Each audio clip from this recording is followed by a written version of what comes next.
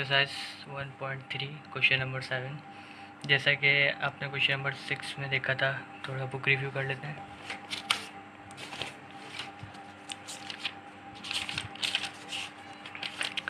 Question number 6 था ऐसा। अब ये क्वेश्चन नंबर 7 आप देख सकते हैं। 1.2 डिवाइडेड बाई 3.4। मैंने आपको पहले भी बताया था ये पॉइंट नहीं है बल्कि कॉमा है। इसको पॉइंट बुक में पॉइंट है तो इस वजह से हम पॉइंट बोल रहे हैं, वैसे ये कॉमा है। फिर इसके बाद 3.4 और 5.6, फिर 5.6, 7.8। ये पूरी क्या है, एक सीरीज़ दी हुई है, सीक्वेंस दी हुई है। आप इसको आप पता कैसे चलेगा कि अर्थमेटिक प्रोग्रेशन की सीक्वेंस है या ज्योमेट्रिक प्रोग्रेशन की सीक्वेंस है या कोई दूसरी है। तो इसको देखने के लिए हमें क्या करना पड़ता है, हमने आपको क्वेश्चन नंबर 6 में बताया था। अब ये दोबारा आपको बता देते हैं कि सीक्वेंस को देखने के लिए कि ये अर्थमेटिक है या ज्योमेट्रिक है, तो इसको देखने के लिए हम क्या करते हैं वो देखते हैं। ये है आपका क्वेश्चन नंबर 7। अब इसको सॉल्व करते हैं। सॉल्यूशन, पहले तो हमें ये देखना पड़ेगा कि ये अर्थमेटिक प्रोग्रेशन है या ज्योमेट्रिक प्रोग्रेशन है। इसके लिए हमें क्या करना पड़ता है, इसके लिए क्या करना पड़ता है, रफ वर्क में, ये रफ वर्क,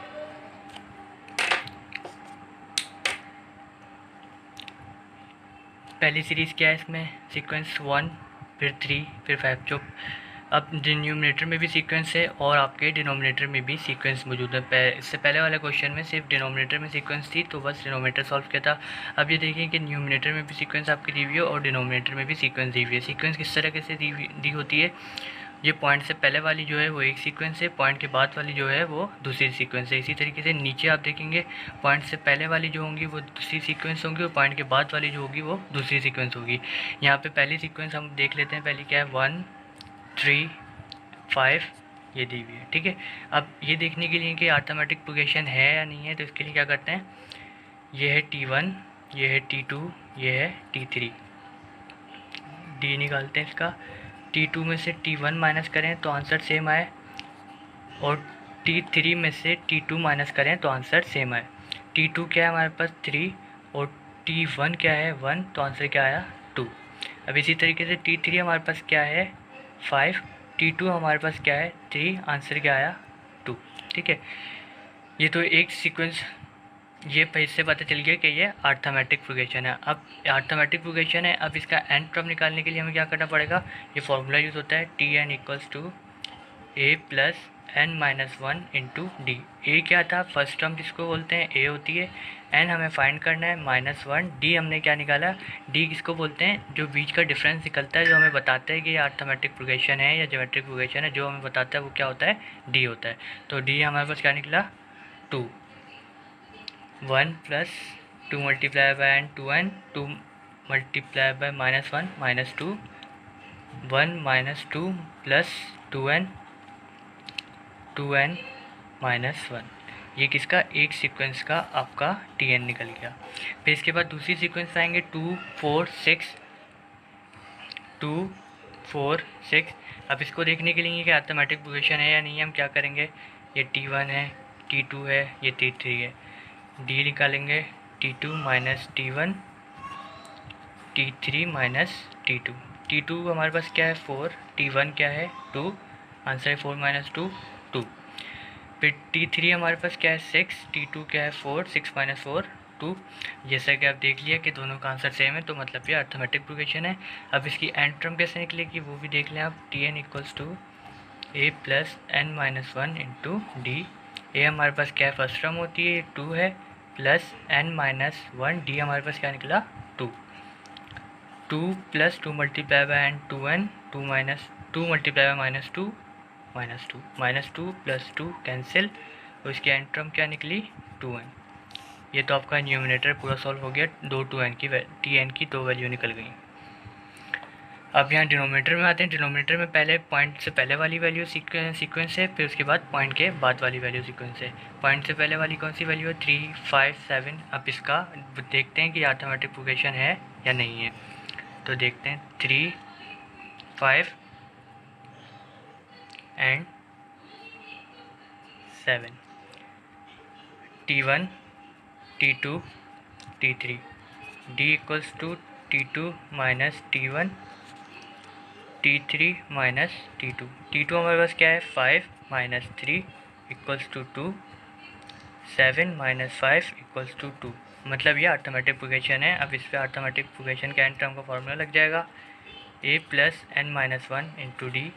ए क्या है first term 3 plus n minus one, d क्या है 2, 3 plus 2n minus 2, 3 minus 2 1 plus 2n। यह आपकी एन टर्म एक और निकल गई। अब हमारे पास क्या बची, लास्ट एन टर्म बची है 4, 5, 4, 6 एंड 8। तो अब इसको भी करके देख लेते हैं ये अर्थमेटिक प्रोग्रेशन है या नहीं है। 4, 6, 8, ये फर्स्ट टर्म, ये सेकंड टर्म, ये थर्ड टर्म,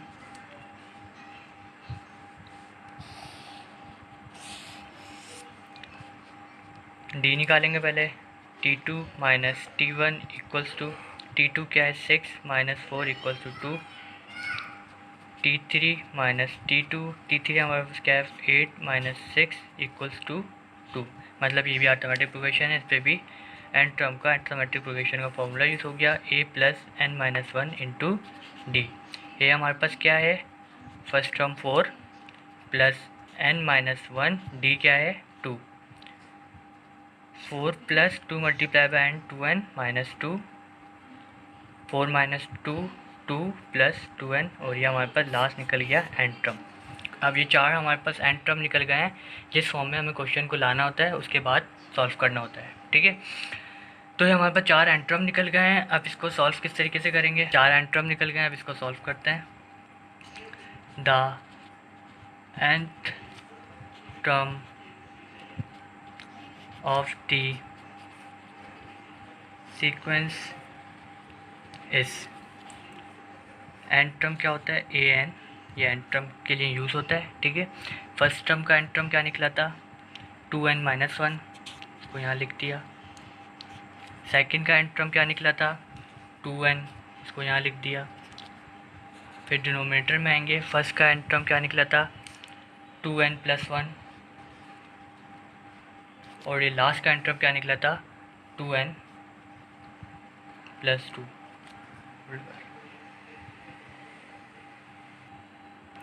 ये एन टर्म निकल गया 2n minus one bracket close, फिर सेकंड 2n, फिर डिनोमिनेटर में आएंगे 2n plus one, 2n plus 2। अब हमें क्या करना है, इस पर लिमिट अप्लाई करनी है। जैसे क्वेश्चन आप देखें तो क्वेश्चन में क्या लिखा होता, find the limit of the sequence, लेकिन लिमिट नहीं दी हुई होती। तो हमने आपको फर्स्ट डे से ये बता रहे हैं कि जब लिमिट नहीं दी हुई होती तो लिमिट क्या पुट होती है इन्फिनिटी, और किस वेरिएबल पे पुट होती है जो क्वेश्चन में वेरिएबल गिवन होता है। यहाँ पे वेरिएबल कौन सा गिवन है n, तो यहाँ पे क्या लिखेंगे limit n tends to infinity a n, limit n tends to infinity a n की जगह पे क्या आ जाएगी, ए एन की वैल्यू क्या है 2n minus one, 2n, 2n plus one, 2n plus 2। और हमने आपको ये भी साथ साथ बताया था कि जिस पे भी इन्फिनिटी पुट होगी वो वेरिएबल कभी भी किसी के साथ मल्टीप्लाई नहीं होना चाहिए, बल्कि उसको इस तरीके से कर लें कि वो डिवाइड में आ जाए, ताकि वो इस तरीके से उस वेरिएबल को कर लें ताकि वो डिवाइड में आ जाए। तो यहाँ पे क्या है 2n माइनस वन। अब इसको हम क्या करें कि ऐसा डिवाइड में आ जाए, तो हमें इसको एक तरीके से इसको ज़बरदस्ती का कॉमन कह सकते हैं कि हम यहाँ से अगर n निकालेंगे तो n डिवाइड में आ सकता है। तो अब देखते हैं कि किस तरीके से आता है। Limit n tends to infinity, अगर हम फर्स्ट ब्रैकेट में से n कॉमन निकालते हैं तो 2n में से n कॉमन निकला 2, और जो भी चीज़ आप कॉमन निकालेंगे दूसरे नंबर के साथ आके वही चीज़ डिवाइड हो जाएगी। अब यहाँ पे कॉमन किस तरीके से निकलता है, कॉमन ज़रूरी नहीं है कि n ही निकलेगा, जो सबसे बड़ी पावर वाली n की वैल्यू होगी वो निकलेगी। यहाँ पे सबसे बड़ी पावर वाली n की वैल्यू क्या थी n, तो हमने n कॉमन निकाल लिया। अगर यहाँ पे n स्क्वायर होती तो n स्क्वायर कॉमन निकलता, अगर n क्यूब यहाँ पे सबसे बड़ी होती तो n क्यूब कॉमन निकलता। यहाँ पे सिर्फ n थी तो हमने n कॉमन निकाल लिया, 2n में से n कॉमन निकला, n 2 बचा, और माइनस 1 के साथ n नहीं था तो जिसके साथ नहीं था उसमें आके डिवाइड हो गया। और यहाँ पे आप देखें यहाँ पे क्या कॉमन निकलेगा, यहाँ पे सिर्फ 2n ही है तो यहाँ पे n कॉमन निकल गया, 2s ही आ गया। अब डिनोमिनेटर में आते हैं, यहाँ से भी हमें n कॉमन निकालना है। तो क्या 2n में से n कॉमन निकला 2, प्लस 1 के साथ n नहीं था तो 1 के साथ n आके डिवाइड हो जाएगा। फिर ये अब लास्ट ब्रैकेट देखेंगे, इसमें भी n कॉमन निकला, यहाँ से 2n में से n कॉमन निकला 2, और जिसके साथ n नहीं था उसके साथ n आके डिवाइड हो गया। अब ये इसको मल्टीप्लाई करके भी सॉल्व कर सकते हैं, अगर डायरेक्ट भी कर लें तो कोई मसला नहीं है। n से n कैंसिल, n से n कैंसिल, ठीक है। यहाँ पे अब क्या बचा, limit n tends to infinity 2 minus 1/n 2 plus 1/n 2 plus 2/n। अब इस पर हम क्या करेंगे, लिमिट अप्लाई कर देंगे। अप्लाइंग लिमिट, और जब हम लिमिट अप्लाई करेंगे तो फिर ये लिमिट, जो limit n tends to infinity लिखा हुआ है इसको हटा देंगे, क्योंकि जब लिमिट, इसका मतलब है कि n की जगह इन्फिनिटी लिखें, जब हम इन्फिनिटी लिख ही रहे होंगे तो इसको फिर हटा देंगे। अब यहाँ पे कुछ नहीं लिखेंगे, बल्कि इक्वल्स टू के बाद डायरेक्ट n के साथ इन n की जगह पे इन्फिनिटी पुट हो जाएगा। ये आप देखें 2 माइनस 1/इन्फिनिटी 2 प्लस 1/इन्फिनिटी 2 प्लस 2/इन्फिनिटी। 2 माइनस 1/इन्फिनिटी किसके इक्वल होता है, कोई भी चीज़ इन्फिनिटी से डिवाइड होगी तो वो किसके इक्वल हो जाएगी, 0 के। फिर ये 2 प्लस 1/इन्फिनिटी किसके इक्वल होगा, कोई भी चीज़ इन्फिनिटी से डिवाइड होगी वो हो जाएगी 0 की इक्वल। और 2 प्लस 2/इन्फिनिटी ये हो गया 0 के इक्वल। अब यहाँ पे 2 माइनस 0 2, और ये 2 बच गया। 2 प्लस 0 2, 2 प्लस 0 2, 2 से 2 कैंसिल, 2 से 2 कैंसिल, आंसर आपका आ गया 1। और ये क्वेश्चन नंबर 7 कंप्लीट। ये एक्सरसाइज 1.3 क्वेश्चन नंबर 8, ये एक्सरसाइज का लास्ट क्वेश्चन है। इसको देख लेते हैं, इसमें क्या है, 3/2, 2/3, 5/4 एंड 4/5। इसको बुक से भी देख लेते हैं, बुक में क्या गिवन है क्वेश्चन। बुक में a sequence is given by 3/2, 2/3, 4/5, 5/4 and 4/5। Write down the general term of the sequence and find its limit. मतलब पहले इसकी एंड टर्म फाइंड करनी है, जो क्वेश्चन नंबर 6 क्वेश्चन नंबर 7 में हमने करी थी, जैसे जो एंड फाइंड करी थी, फिर उसके बाद जो लिमिट अप्लाई करी थी इसको भी वैसे ही सॉल्व करना है। तो सबसे पहले हम न्यूमरेटर देख लेते हैं, 3 2 5 4। इसको हम देख लेते हैं कि ये अर्थमेटिक प्रोग्रेशन है या नहीं है। तो हमें पता है कि अर्थमेटिक प्रोग्रेशन को देखने के लिए है या नहीं है, तो उसके लिए क्या करते हैं, ये हम पहले उतार लेते हैं। 3 2 5 4 हमें देखना है कि अर्थमेटिक प्रोग्रेशन है या नहीं है। तो उसके लिए हम क्या करेंगे, T2 में से T1 माइनस करेंगे और T3 में से T2 माइनस करेंगे। T2 क्या है 2, T1 क्या है 3, T3 क्या है 5, T2 क्या है 2, 2 माइनस 3 -1 और 5 माइनस 2 3। तो ये अर्थमेटिक प्रोग्रेशन नहीं है। अगर अर्थमेटिक प्रोग्रेशन होती तो आपको मालूम है कि T2 में से T1 माइनस करते तो आंसर सेम आता, और T3 में से T2 माइनस करते तो आंसर सेम आता। मतलब ये अर्थमेटिक प्रोग्रेशन नहीं है। अब इसको ज्योमेट्रिक प्रोग्रेशन चेक कर लेते हैं, क्या ये ज्योमेट्रिक प्रोग्रेशन तो नहीं। ज्योमेट्रिक प्रोग्रेशन में क्या होता है वो भी आप देख लें, 3 2 5 4। ज्योमेट्रिक प्रोग्रेशन में क्या होता है, T2 में से T1 माइनस करें तो आंसर सेम आए, और T3 में से T2 डिवाइड करें तो आंसर सेम आए। T2 हमारे पास क्या है 2, T1 क्या है 3, T3 क्या है 5, T2 क्या है 2। यहाँ भी आप देख सकते हैं, यहाँ ये T2 डिवाइडेड बाई T1 का आंसर आ रहा है 2/3, और T3 डिवाइडेड बाई T2 का आंसर आ रहा है 5/2। मतलब ये ज्योमेट्रिक प्रोग्रेशन भी नहीं है। इसके लिए हमको दूसरा मेथड यूज़ करना पड़ेगा। वो मेथड क्या है हम आपको बताते हैं। अब यहाँ देखें, अब दूसरा मेथड हम क्या है, यहाँ पे सोल्यूशन में आते हैं। अब आप सोच रहे होंगे कि हमने न्यूमरेटर सॉल्व करके दूसरे मेथड के लिए कह दिया, क्योंकि जब तक न्यूमरेटर अर्थमेटिक प्रोग्रेशन या ज्योमेट्रिक प्रोग्रेशन नहीं होता तो हम नीचे नहीं आते। पहले न्यूमरेटर देखते हैं, जो न्यूमरेटर होता है, अगर न्यूमरेटर अर्थमेटिक प्रोग्रेशन हो या ज्योमेट्रिक प्रोग्रेशन हो, फिर उसके हिसाब से फिर डिनोमिनेटर चेक करते हैं। अगर यहाँ पे ये अर्थमेटिक प्रोग्रेशन ज्योमेट्रिक प्रोग्रेशन नहीं है तो हम डिनोमिनेटर भी सॉल्व नहीं करेंगे, बल्कि इस पर कोई दूसरा मेथड अप्लाई करेंगे। दूसरा मेथड आप देखते हैं क्या है। अगर हम इसको लिखते हैं 1 प्लस 3/2 को 1 प्लस 1/2, 2/3 को 1 माइनस 1/3, और 5/4 को 1 प्लस 1/4, और 4/5 को 1 माइनस 1/5। ये क्यों लिखा हमने, क्योंकि इसमें इंटरचेंज हुआ, ये +1 ये प्लस का हुआ, ये माइनस का, ये प्लस का, ये माइनस का। अगर ऐसा कोई क्वेश्चन आ जाए जो अर्थमेटिक प्रोग्रेशन और ज्योमेट्रिक प्रोग्रेशन ना हो तो फिर उसमें ये वाला मेथड यूज़ करते हैं, उसके एक प्लस का, एक माइनस का, एक प्लस का, एक माइनस का। अगर हम पहला देखें, पहली टर्म्स 1 प्लस 1/2, इसको सॉल्व करें तो 2 + 1 / 2, तो आप वापस देख सकते हैं कि ये वही टर्म बन गई 3/2 की। ठीक है, इसी तरीके से आप अगर दूसरे तीसरे चौथी भी सॉल्व करें तो वो यही बनती जाएंगी। तो हमने कोई चेंजिंग नहीं करी बल्कि इसको ब्रेक कर दिया, 3/2 को 1 + 1/2 में ब्रेक कर दिया, 2/3 को 1 - 1/3 में ब्रेक कर दिया, 5/4 को 1 + 1/4 में ब्रेक कर दिया और 4/5 को 1 - 1/5 में ब्रेक कर दिया। अब हमने ये न्यूमरेटर तो ब्रेक कर दिए, अब हमें डिनोमिनेटर भी ब्रेक करने पड़ेंगे। इस तरीके से ब्रेक करेंगे, ये 2, 3, 4, 5 इसको भी हमें ब्रेक करना पड़ेगा। ब्रेक करेंगे किस तरीके से करेंगे वो देखें। 1 + 1, 2 को किस में करेंगे, 1 + 1 में,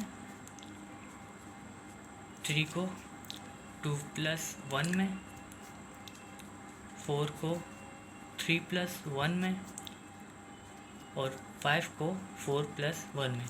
ये आप देखें कि जब हमने इनको डिनोमिनेटर ब्रेक किया तो आप ये देख सकते हैं 1, 2, 3, 4, मतलब ये अर्थमेटिक प्रोग्रेशन, ऐसा लग रहा है कि अर्थमेटिक प्रोग्रेशन बन रही है। लेकिन हम अब इसको चेक भी कर लेते हैं कि अर्थमेटिक प्रोग्रेशन बन रही है या नहीं। 1, 2, 3, 4 अर्थमेटिक प्रोग्रेशन के लिए क्या होता है, T2 में से T1 माइनस करें तो आंसर सेम आए, T3 में से T2 माइनस करें तो आंसर सेम आए। T2 हमारे पास क्या है, 2, T1 1 है, T3 क्या है, 3, T2 2 है। 2 में से 1 माइनस हुआ, 1 बचा, 3 में से 2 माइनस हुआ, 1 बचा, मतलब ये अर्थमेटिक प्रोग्रेशन है। तो अर्थमेटिक प्रोग्रेशन है तो उसका एंट्रम भी निकाल लेते हैं। एंट्रम कैसे निकलता है, Tn = a + n - 1 × d। Tn a हमारे पास क्या है 1, n फाइंड करना है -1, d हमारे पास क्या निकला 1। 1 + 1 - 1 multiply by n, 1 multiply -1 -1 + 1 cancel, इसका Tn क्या निकला n। अब इसका एंट्रम हमें ये पता चल गया, ये 1 है, 1 1 1, यहाँ पे ऊपर 1 1 ही है, इस पर कोई अर्थमेटिक प्रोग्रेशन अप्लाई नहीं होगी और यहाँ पे ये अर्थमेटिक प्रोग्रेशन अप्लाई हो रही थी, हमने इसका एंट्रम निकाल लिया। अब इसको एंट्रम इसकी लिख देते हैं, वो कैसे लिखते हैं, the antrum of the sequence इस, एंट्रम कैसे लिखेंगे, an लिखेंगे, ये 1 1 1 1, तो मतलब इसको यहाँ भी जितना भी आगे जाता रहेगा ये 1 ही रहेगा, इसको लिख देंगे 1। फिर हम डालेंगे प्लस का साइन। जब ये इंटरचेंज होगा ना, ये किसी भी क्वेश्चन में अगर ये इंटरचेंज हो, +1 फिर -1 +1 फिर -1, फिर इसके लिए फॉर्मूला होता है -1 n + 1, ये एक तरह का आपका फॉर्मूला है। ये इंटरचेंज का फॉर्मूला, जब 1 + 1 - 1 + 1 - की वैल्यू होगी तो ये इंटरचेंज का फॉर्मूला लगेगा। ठीक है, -1 n + 1 हो जाएगा। तो डिवाइड बाय ये क्या है 1 2 3, हमने इसकी एंट्रम निकाली थी तो एंट्रम क्या आई थी n, और ये 1 1 1 1 है तो यहाँ पर भी क्या लिख देंगे 1। ठीक है, तो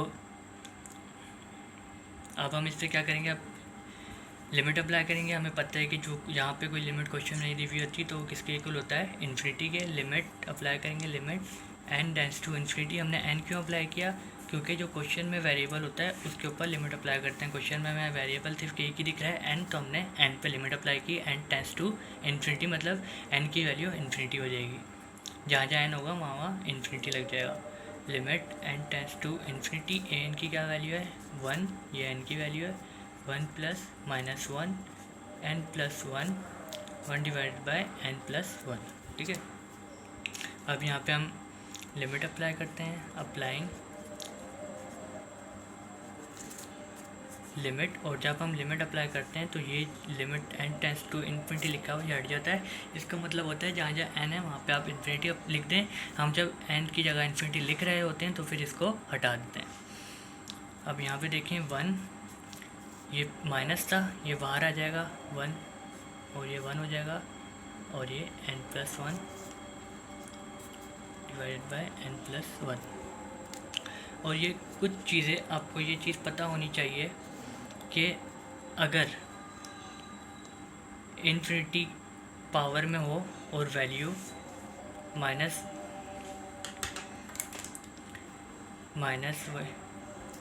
इन बिटवीन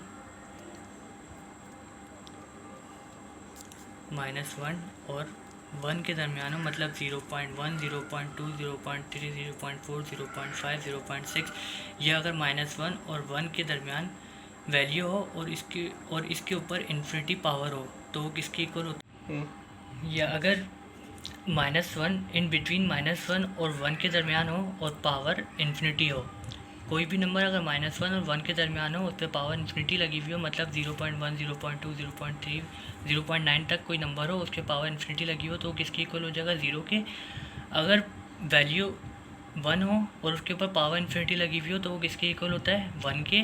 अगर वैल्यू ग्रेटर देन 1 हो, मतलब 1 से लेके नेचुरल नंबर जितने भी होते हैं 1, 2, 3, 4, 5, 6, 7, अगर उसके ऊपर इन्फिनिटी पावर इन्फिनिटी लगी हुई हो तो उसका वो किसके इक्वल होती है? इन्फिनिटी के। अब यहाँ पे आप देख सकते हैं 1 प्लस माइनस 1, एन की जगह हमने लगा दिया इन्फिनिटी प्लस 1,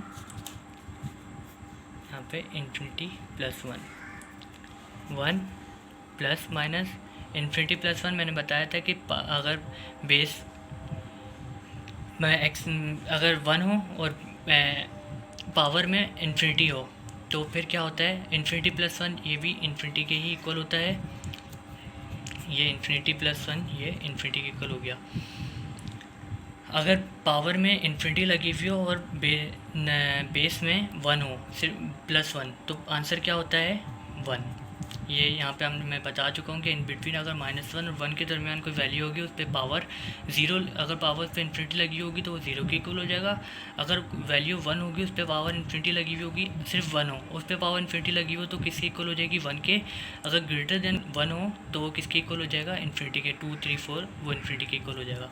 यहाँ पर क्या आ गया? 1 प्लस माइनस 1 के ऊपर इन्फिनिटी लगा हुआ है तो किसके इक्वल हो गया? 1 के। और 1 डिवाइडेड बाई इन्फिनिटी किसके इक्वल होता है? 0 के। तो 1 plus minus 1 multiply by 0, 0, 1 plus minus 0 किसके इक्वल होता है? प्लस भी कर लें या 1 से माइनस भी 0 कर लें तो आंसर किसके इक्वल ही होगा? 1 के। और यहाँ पे limit n tends to infinity an question number 8 का ये आंसर है।